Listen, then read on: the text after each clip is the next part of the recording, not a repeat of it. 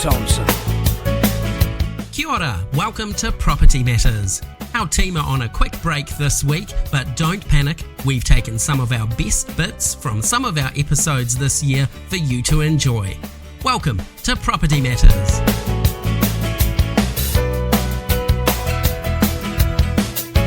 Property Matters. Kia ora and welcome to Property Matters. I'm Stephen Dello. Great to have you here on Planet FM 104.6, and of course you can listen to any of our previous podcasts on Spotify, Apple, Samsung Podcasts, iHeartRadio, or wherever you love to listen to them. I'm sure we're there. This week our team are taking a well-earned break, and we thought we'd bring you some of our favourite interviews so far this year. And I'm really delighted to welcome into the studio today Haiming Zhang, who's here to chat about ABCD coaching. Welcome to the show. Thank you, Stephen. It's great to have you here. And look, before we even sort of launch into the book, you are, in fact, New Zealand's first Chinese hypnotist. Yes. And that's how we first met, was promoting on a totally different show, your comedy art shows. And I guess before we sort of unpack coaching and leadership and all of that, just tell our listeners a little bit about you and your very interesting career journey. Okay, when I came to New Zealand in 1996, I was, my major is in electronic engineering. Okay. Yeah. So I got the master's degree in electronic engineering. And then when I come to New Zealand, my English is not very good. So I go to get a degree, a postgraduate degree in information technology. And then I work in the information technology for about 20 years. Wow. Yeah, and then I start my own business, like a computer supported business. Then I interested in marketing.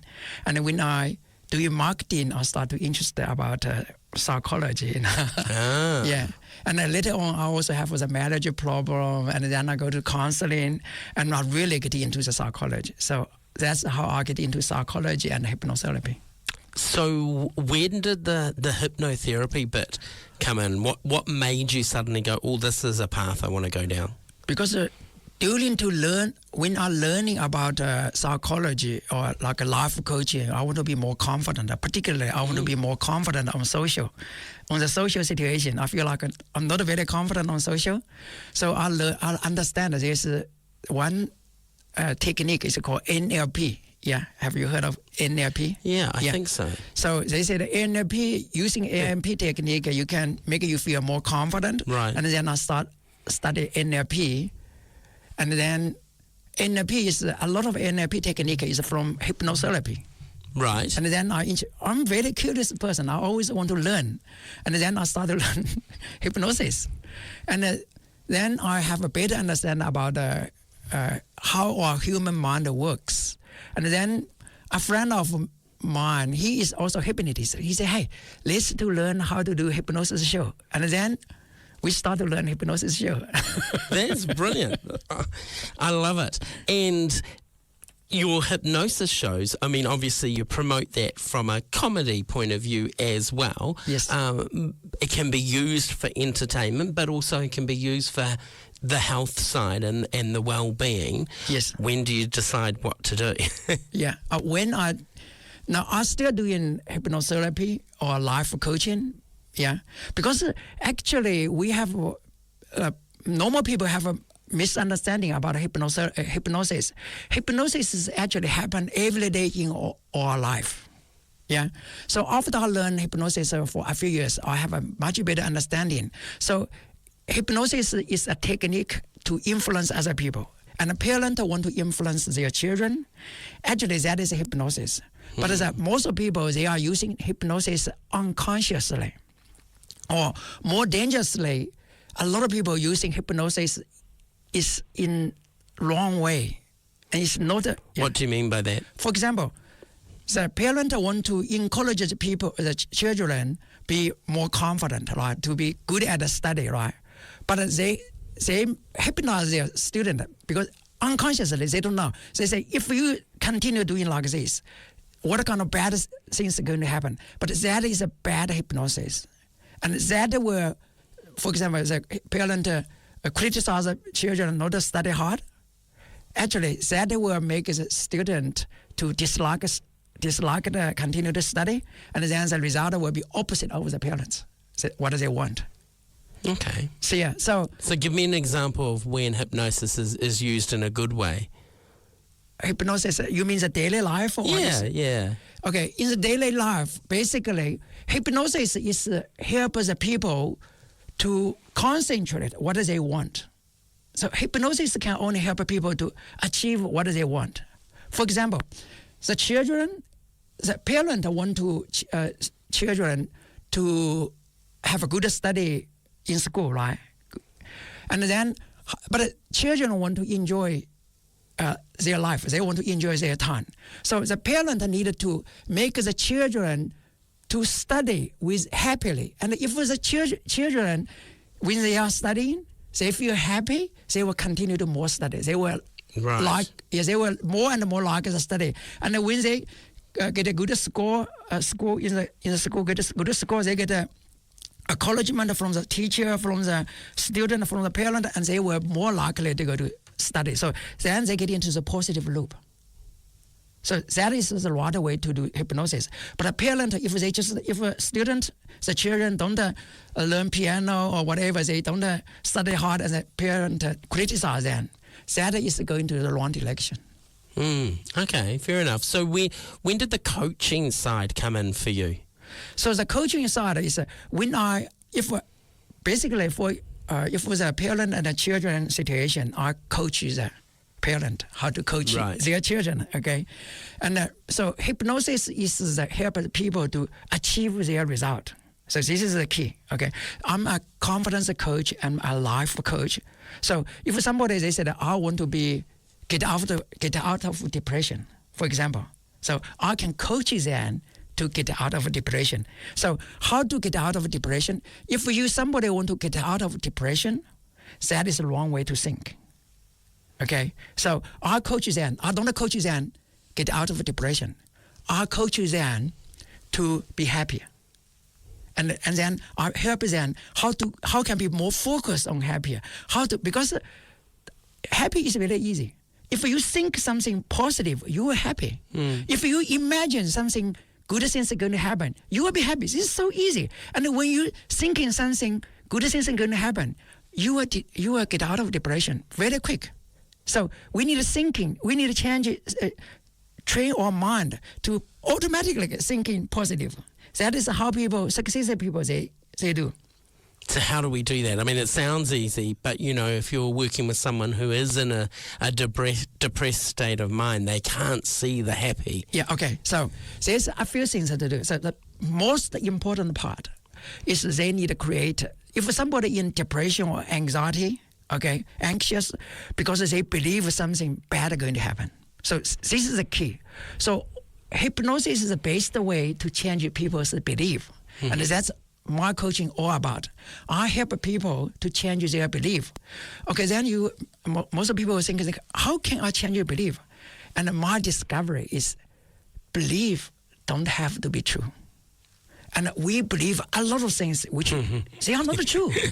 But the funny thing is, when you believe something, if you really believe something, this result will come automatically.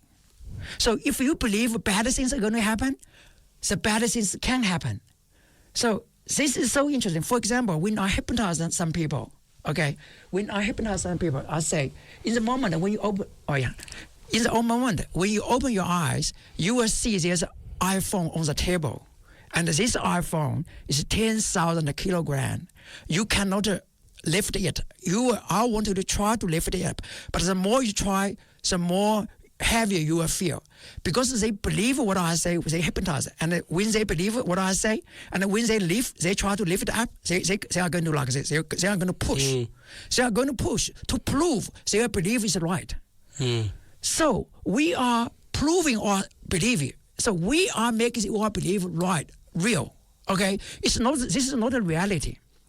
Okay, so now when you believe your life is going to be no hope, and you will take action to prove your life have no hope. This is the key. Seriously, this is so important information. And what I do is I talk to my client. I say, well, if they read this book, that is how I explain. So you need to choose a good belief. Belief don't have to be true. You need to choose a good belief and then take action to prove your belief is right. And then slowly accumulate a positive result to reinforce your belief. Right. And then you have more and more strong belief to be confident, to be positive, to be happy about yourself. So that is how it works. Brilliant. So what does the ABCD stand for when you're talking about ABCD self-confidence coaching method? Okay. ABCD, A means accept. Okay. So basically, ABCD coaching method is help our client to create a positive loop. And then, so because the loop means the thinking and the feeling. So we need to create a positive thinking and a feeling loop. Okay, and when you create this thinking, feeling loop, you can achieve anything you want to achieve. Seriously, it is possible, 100%. Say, if you want to achieve, if you want to become a great singer, okay, if you can create this thinking positive loop, you are getting better and better and better. And if you want to be good at study, create this positive loop.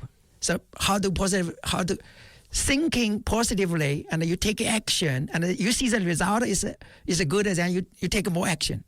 So you're thinking more positive. So that is a positive loop. So ABCD is help the reader to create this positive loop. So A is accept. Accept anything happening in your life. Accept the reality. So if somebody have anxiety, right? Accept anything happening in your life. This is so important. Because if you not accept the things is going to happen, and if you cannot change it, if you can change it, that's fine. If you cannot change it, and then you still cannot accept what happened into your life, you will feel powerless. You will be exhausted. You will feel your life is out of your control, and then it get into the negative loop. You are getting worse and worse. So accept is a stop going to the negative loop. Yeah. So it's the first step. No matter your marriage problem, you lose your job or whatever, you are bankrupt, accept that first, okay? Because if you not accept it, even, for example, if you have insomnia, you have to accept that you have insomnia. If you don't accept insomnia, you worry about it, and you cannot get your sleep, and you are getting worse and worse, okay? So accept anything happening in your life. B is believe. Believe in yourself. No matter what happened, I'm okay. Okay, no matter what happened. So if you have insomnia, even I have insomnia, my life will continue. It's okay because something happened, making me feel anxious. But as the problem will gone, I will get into normal life again. So this is a belief. Believe in yourself. No matter, even your marriage is broken, you get lose your job, even this kind of things happen, believe in yourself, something will change, you will be okay. Believe, okay. C is change. Change negative interpretation into positive. So what is negative interpretation? Like a relationship broken, right? So a lot of people, your girlfriend say goodbye to you. So we have a default interpretation. Or they have a belief. Say, okay, so my girlfriend say goodbye to me is because I'm not good enough. Right? That is, and I'm a bad person. I have no hope. I will never find a better girlfriend or something like this. So this is very bad interpretation. Yeah. So we need to change this meaning of bad interpretation into positive. So, for example, okay, so my girlfriend say goodbye to me, which means, and she said something. She said, my communication skills are not good. My emotional intelligence is not good. Okay, yeah, I accept that reality. Okay, so my girlfriend say goodbye to me, which means I need to learn, needed to improve, which means I have a bigger space to grow. My life can be better after I learn this new skill, or train my skill. So that is a positive interpretation. So change negative into positive. And then anything can be like that. If you bankrupt, you can change it. Some people go bankrupt. They feel like they're depressed, right? You can change it. Bankrupt means you made some mistake, but who don't make a mistake, right? It's Everybody a chance to start again, yeah. And you can learn so much, and then you can start again, right? So life is just a journey. Always, anyway, it doesn't matter, right? You say, well, enrich your life experience. So that's good. So always change to negative into positive. And then the most important part, do it.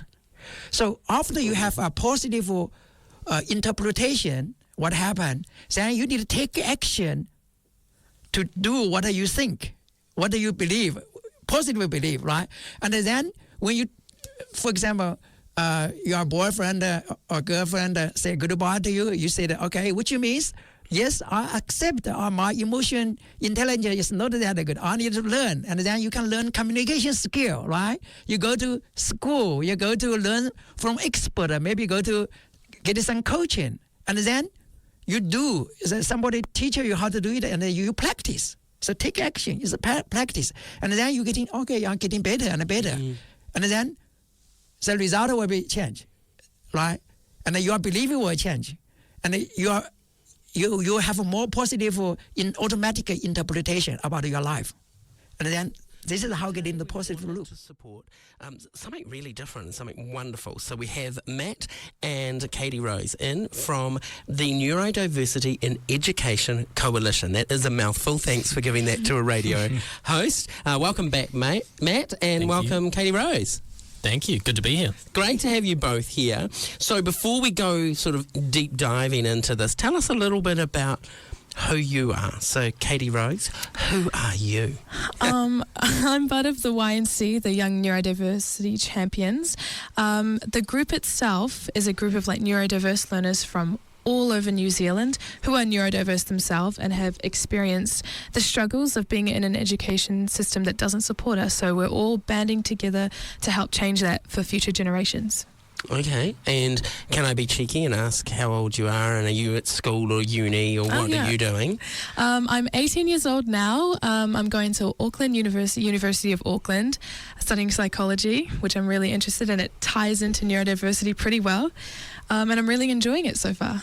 Brilliant. Now, Matt, you're no stranger to the show. We've had you on before, and you work a lot behind the scenes for us. So tell us a little bit about you and what's your link in here. Yeah. Well, firstly, thank you for having us today. It's great to come here and talk a little bit about the work we're doing. So I've been here before. So I day-to-day run my own digital growth agency. So working predominantly with impact-focused brands across the world that are really trying to make a change in the world and make a tangible difference that we can touch, smell, see, feel, that sort of thing.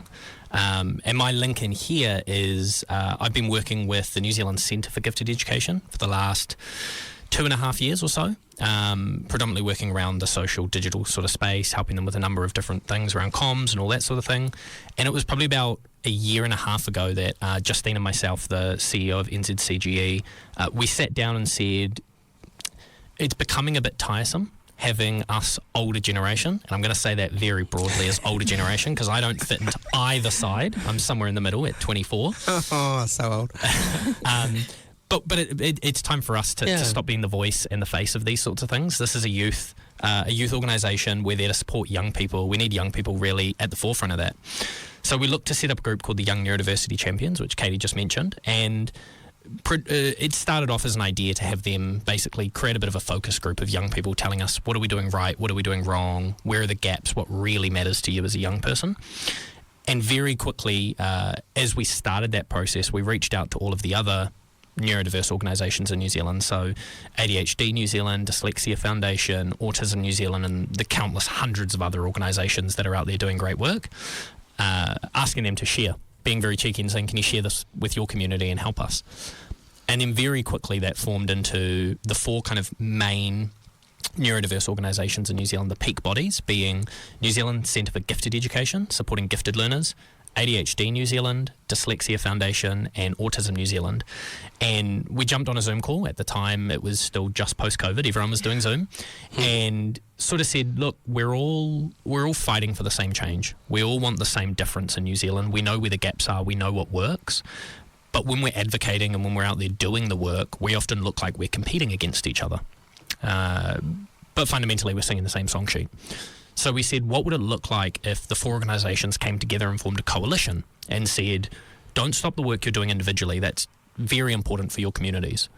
But when it comes to an education lens, why don't we come together and advocate collectively to government, corporate partners, schools and the like, and come in together. There's more power as a collective. So very quickly, we formed the Neurodiversity in Education Coalition. And my role within that is sort of I guess the word is project lead, conveyor. I sort of act as a third-party voice who's not one of the CEOs of the organisations, who can kind of look a little bit more, I guess, from a bird's eye view, rather than coming in with any kind of agenda or anything like that, and work very closely with all the organisations on delivery and everything involved in this organisation, which is very quickly becoming a behemoth. The narrative is shifting. I think. So over the last 18 months, since I've been really headfirst in this space, the narrative is definitely shifting. Is it shifting fast enough? I'd say the answer is no. There's some very clear correlations that we can be making towards young neurodiverse individuals and the outcomes that they are expected to see, given the level of support that we have in the system. Now, as Katie Rose said, and I want to make this very clear, this is no fault of any one individual. Any parent listening with neurodiverse kids, it's not your fault. Any educators, it's not your fault. Medical professionals, the justice system, it's a collective failure of a system. And I think, one of the big pieces of work that we're doing, and one of our core focuses actually, is the problem of the failure of the system is the awareness of the problem. Right. Most people we talk to on the street, most people that we engage and communicate with, don't know what neurodiversity is. When you hear the term neurodiverse, you think, oh, you're that weird kid who sits in the corner and fiddles with his thumbs and struggles to speak, or you're the young woman who has way too much energy and you run around the room and you never do any work. Or we think of the very extremities, right? As we do with most things when you don't understand. We think of the far right extremities of that one case of that one weird, and I say that with my fingers moving, that one weird kid in the corner at school, right? That's just not what neurodiversity is. So without bombarding you with stats, a couple of kind of high-level ones to showcase the depth of this. We estimate, and I use the word estimate quite lightly because there has been no studies done in New Zealand that we're aware of that really quantify this problem. The data we take is a congregation from global data run through mathematical algorithms to quantify it back to New Zealand. So we estimate that 1 in 5, or 320,000 young people in New Zealand, are neurodiverse. Of that, you would be lucky if 30 to 40% of them are diagnosed. The rest remain undiagnosed. You can imagine what that does, as Katie Rose mentioned, to the psyche of a young person who's labelled weird, odd, troublesome, annoying. So why are they Irrelevant. not diagnosed? Where is the gap? Is that we as parents are not as the first step in this, recognising this? Because, surely we're raising children before they get to an education system or a health system. Yes, to an extent. But the reason I don't put blame on parents is you weren't taught what neurodiversity was. And even if you were, you weren't taught coping mechanisms or strategies to deal with it, or nobody is taught for these sorts of things, right? And we've seen it over, excuse to take it this angle, but we've seen it over the last sort of 5-6 years with the gender discussion, right? And we see a lot of all the sexuality discussions or anything like this. We often see the older generations who have gone through a large period of their life not understanding, not knowing. It wasn't a thing. We didn't talk about it back then. And then overnight, we just expect them to completely understand what this is and fully adapt to it. There's no fault to anybody in here. It is purely a systematic problem that, like I've mentioned, the awareness is just not there. We aren't running quality educational discussion explaining what neurodiversity really is. So this is where the Coalition and Champions come in? Correct. So Katie Rose, tell me a little bit, what is some of the work that you and your team and Matt's team's doing when it comes to both the Champions and the Coalition? So I think last year what we did was, we had created a white paper that was Justine and Matt's doing, and we got to present that at Parliament to multiple parties and say, hey, we're here, this is kind of who we are, this is our story, and this is this is the things that we would like changed in our education system. So in our law, so we're not leaving anyone out, and schools have to listen. How did that go, presenting that? Honestly, it was nerve-wracking, but I think it went really well. We met so many people, we made some connections, and we got a really good response. But I think we're making a new white paper this year, which Matt might speak upon later. And another thing we did was in Wellington, Festival of the Future, where we held a stall, and we were just educating everyone who went to this leadership event. This is who we are, this is how to support us, and this is what neurodiversity is. But yeah. Very, very humble. These young champions have done a lot more than just that. From a digital space, which is what I'm native with, these guys have reached well over 1 million people in their first year of work, which is absurd. That's a large number of people. More media than I've ever seen what I'd call a new startup get off the ground. We're in every major publication you can imagine, TV, radio, newspapers. Education Gazette. Yeah. They're very humble, Katie Rose. So you're getting out there and you're getting the message out there. What change are you noticing, and I guess how are you measuring that? I think we're in a really interesting time in general at the moment, in the sense that young people's voice is becoming stronger and it's becoming more listened to. What I mean by that is, I think back to when I was in high school, which was many moons ago now, 6-7 years ago. Very different space now, in the sense that I feel young people have a lot more weight in conversation when they're at the table. The problem is getting them to the table, right? So our priority, and when I say our, I'm meaning the coalition side, our priority and most importance is placed on having our champions at the table in the discussion, because we know when these guys tell their stories, rooms change. And we've seen it. I had a discussion with somebody the other day who, prior to the work we did, had no idea what neurodiversity was and refused to believe that things like ADHD were even a thing, right? Oh, it's just another label you've given your kid. There's nothing wrong with them. Grow up, right? Now, after a year of seeing all the work they've done, messaged me the other day and said, hey, I just want to apologise. I had no idea this was actually even Brilliant. real. Love it. So it's shifting. It's shifting, slowly. Where would you like to see it go this year? Yeah, we've got a big roadmap this year. So a few kind of key areas, and I'll raffle them off nice and quickly.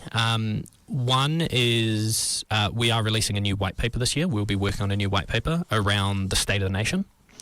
So collaborating with a number of organisations around understanding where the nation currently sits. Funding in this space is incredibly poor. We've got some organisations that are literally running off the love of the people that run it. And I'm talking peak bodies of organisations in this country that receive $0. What are your thoughts on the current state of the market as of today? What are you seeing out there? So we're seeing just lots of listings. And, in 2008, we had, it's probably the closest when we go back in terms of number of listings. Oh, really? So at the moment we've got far back. Yeah, we've got 41,000 homes for sale. And just to put this in context, in August 2021 as a data point, we had just over 12,000 homes for sale. So we're seeing this massive uplift. And you look at February, and there was the numbers were over 40%. Admittedly, you're comparing that to the prior year where there were floods, etc. But even still, it's just a massive availability of stock, which gives buyers lots of options and certainly keeps the agents very busy. Do you have sort of data around how fast that stock turns? Yeah, we do track it, and it's an interesting one. The market does change on a dime sometimes as well, so there is a lot of stock. I think it's going to be really interesting to see how that sells through over the next sort of three to 6 months, and also there's a lot of legislation change as well that's happening. So it's very, very hard to predict, but it will be interesting to watch it. How much do the seasons play a part too? Huge. Yeah. Yeah, huge. So we're heading into a quieter little patch? Yeah, and I think, you do get people that go for spring and for summer, and then there is a steady tick over during those, across through the sort of winter season as well. But yeah, certainly the summer gets people out and about. Okay. So what trends are emerging? So we're seeing certainly there's still a lot of activity. So we were looking this morning actually, and we've got our traffic's up 11% year on year. We've got inquiries, people inquiring. So there is activity happening in the market, and it's buyers and consumers starting to look at what their options are. So a lot of interest in data points around what's happening in that suburb, what's happening, what's been selling recently. So that we're seeing a lot of interest in the data side of it, but also that activity of people going through open homes and starting to look at what their options are. But again, it can depend on what part of the country you're in as well, in terms of what that activity looks like. Before we went on air, we were talking about your data sort of looking back over the last decade. Yes. What trends did we see there, or what, I guess, are the surprise points for today? So, that was this was a fascinating one. So we looked at data from 2014 to 2023, so it gives us a full 10 years. And, when we looked at the data, it was more of a regional story than it was a metro story. Mm-hmm. And so, the shift in what's happened across our country in the last, 5 years, I suppose, you can see that move, that increase in flexibility, people looking to move to outside of the metros, so out of Auckland, Wellington and Christchurch, and starting to move into those regional markets. And that's really interesting. I can just talk from our business alone. 3 years ago, all our developers were based in Auckland in our head office. Now, that is not the case now. They are in, we've got some in Whanganui, we've got some in Christchurch, we've got some in the Bay of Plenty.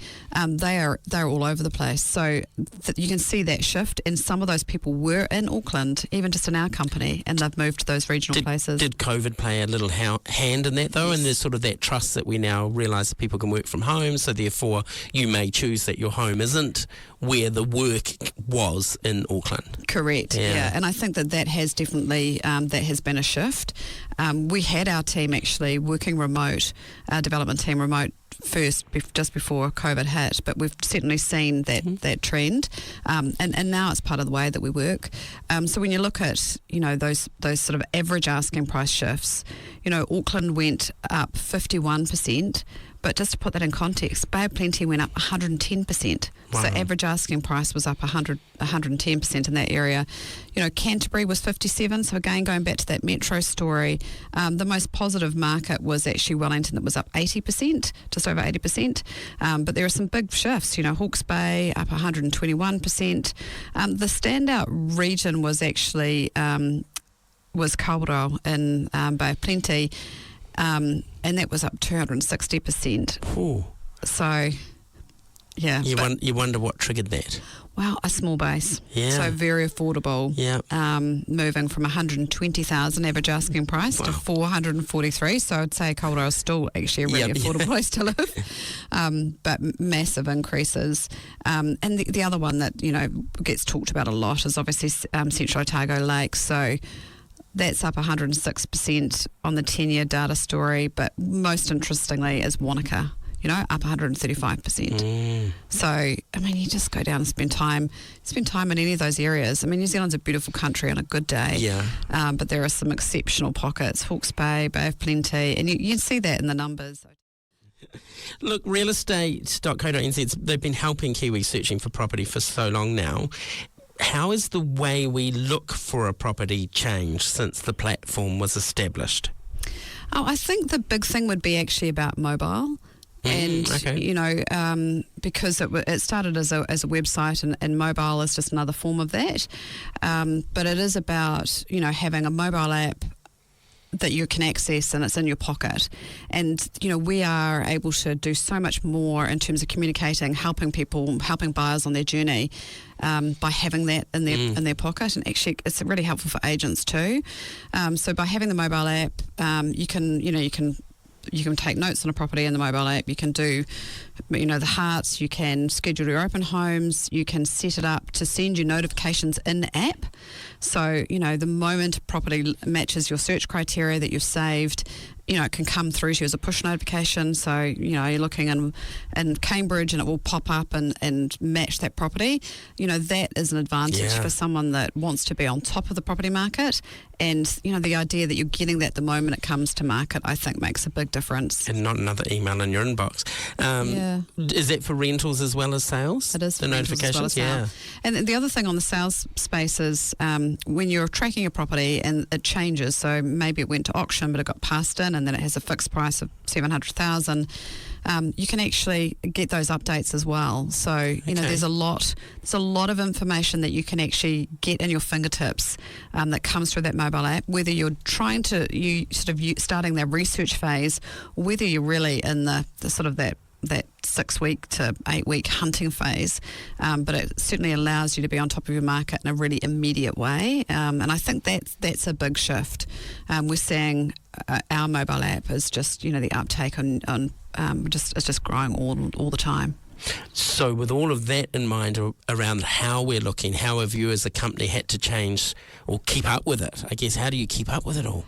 Yeah, it's interesting. I actually get a lot of inspiration from other industries. So I love looking at what other countries do or how things operate. And I remember years ago when I lived in the US, you would be in Target and you would get an offer the moment you were in the aisle in front of the item. Oh, wow. They were so, this is a while ago now, this is sort of 10 years ago, they were so close to that, to the consumer in that transaction. So I'm always looking at, what are the tools, what's happening globally in property portals, but also I draw a lot of inspiration around, what is it that would be useful that's being used in another industry. And then the other part for us is we talk to our users of our site all the time. So, that creates a way for us to generate ideas. And we've actually just got a new feature that's come out last week. And that was actually, we did a big innovation tournament across our whole company. So the whole company contributed to ideas. And this idea actually came up in different ways several times. And then we tested it with consumers and then we've launched it. So we try and use our own team as well as idea generators. Can we find out what the idea was? Oh, yeah, sorry. Yeah, I'll tell you what that idea is. So the idea is listing minimize. So when you conduct a search, let's just say Cambridge, and then it comes to the search results page and it's got all the properties in Cambridge and you've filtered it. As you're going through it, you can click on a listing and go and look into the listing, so what we call the listing detail page. If you decide this isn't going to match for you, doesn't have the right number of bedrooms, or maybe just the look or the layout of it doesn't work for you, it's not what you're after, you've actually there's a thumbs down button and then that will minimise it. And then when you go back to the search results page that shows you all the listings in Cambridge that you're looking at, that listing will still be there but it'll be minimised, and it just helps you filter your search. And so the same happens in rentals, right? When you've got so many rentals, and rentals, I feel like as a sector, your search is probably broader than when you're buying potentially. Right. So you depending on age or stage, you might have more flexibility. If you're a student, for example, you might go, I'm going to live in Epsom, Mount Eden, or Mount Talbot. But if you're a buyer, you might be more tied to a school zone. So that's a really great feature. And the beauty of this feature as well is that when you minimise it, or when you do the thumbs down, it clicks up and actually asks you, why are you minimising that? And that feedback actually goes back to the agents as well, so they can then work with the vendor to say, actually, it's price, or it is maybe we need to change the way the landing photo, or it gives more of a conversation. Because sometimes. Thanks for tuning in to our special episode, just looking back at some of our favourite interviews so far this year. We'll be back next week with our usual show. We will look forward to catching up with you then. Thanks, Adam, for editing this one together. Have a fabulous week, and remember, you can find all our previous episodes on Spotify or your favourite podcast site.